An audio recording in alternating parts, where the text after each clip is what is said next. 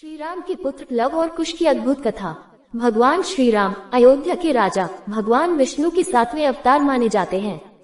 उनकी जीवन गाथा रामायण में विस्तार पूर्वक वर्णित है, जिसमें उनका धर्म, मर्यादा और आदर्श जीवन चित्रित किया गया है। श्री राम का जीवन जितना प्रेरणादायक है, उतनी ही रोचक है उनके पुत्रों लव और कुश की कहानी।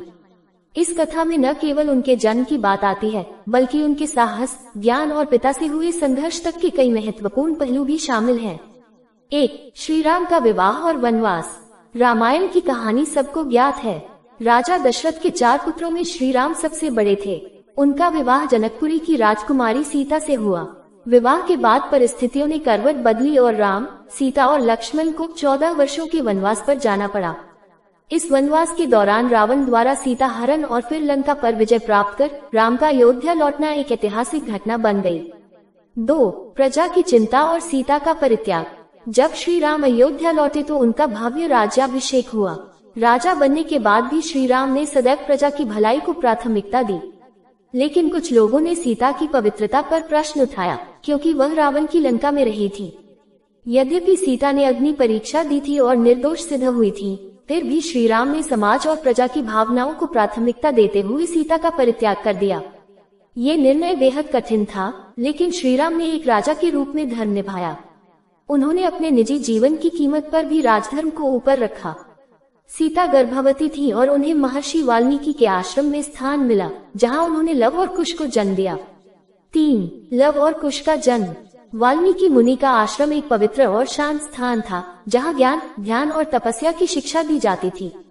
यही माता सीता ने जुड़वा पुत्रों को जन्म दिया, लव और कुश। दोनों बालक अत्यंत तेजस्वी, बुद्धिमान और शूरवीर थे। उन्हें बचपन से ही महर्षि वाल्मीकि ने वेद, शास्त्र, धनुर्विद्या और मर्यादा का ज्ञान दिया। वाल्मीकि ने उन्हें रामायण की कथा भी सुनाई और उन्होंने काव्य, संगीत और वक्तृत्व कला में भी गहरी निपुणता प्राप्त की। दोनों भाई साहसी और धर्मनिष्ठ थे, और यद्यपि वे अपने पिता की पहचान नहीं जानते थे, उन्होंने सदैव मर्यादा और सत्य का पालन किया। 4. अश्वमेध यज्ञ और पिता से पहली भेंट। श्री राम ने एक दिन निर्णय लिया कि वह अश्वमेध यज्ञ करेंगे, जो एक राजा की सर्वोच्च विजय और शक्ति का प्रतीक होता है। इस यज्ञ के अंतर्गत एक घोड़ा छोड़ा जाता है, जो जहाँ जहाँ जाता है वहाँ के राजा अगर उसे नहीं पकड़ते तो वे श्री राम की अधीनता स्वीकार करते हैं। यदि कोई उस घोड़े को रोकता है तो उसे युद्ध करना होता है। ये घोड़ा जब वाल्मीकि आश्रम की ओर गया, तब लव और कुश ने उसे रोका। उन्होंने उसे पकड़ लिया और अयोध्या के सैनिकों को चुनौती दी। इस पर श्री राम की सेना ने हमला किया, जिसमें शत्रुघ्न, भरत और लक्ष्मण जैसे योद्धा भी शामिल थे। लेकिन लव और कुश ने सबको परास्त कर दिया। वे इतने पराक्रमी थे कि किसी को भी जीतने नहीं दिया। 5. श्री राम और पुत्रों का आमना सामना। जब श्री राम को ज्ञात हुआ कि 2 बालकों ने उनकी सेना को परास्त कर दिया है, तो वे स्वयं युद्ध स्थल पर पहुंचे। लव और कुश अपने पिता को पहचानते नहीं थे, लेकिन उन्होंने अपने धर्म और साहस से पीछे हटना स्वीकार नहीं किया।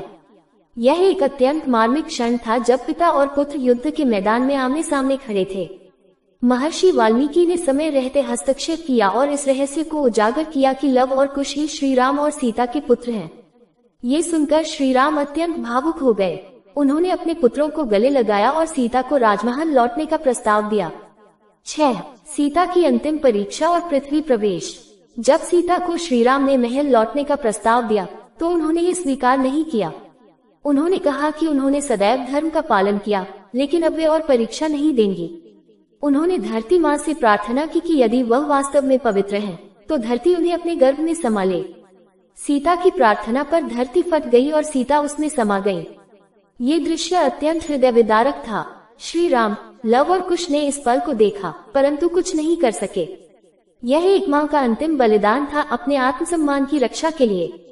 7. लव और कुश का भविष्य। इसके पश्चात श्री राम ने लव और कुश को अयोध्या लाकर उनका राज्याभिषेक किया।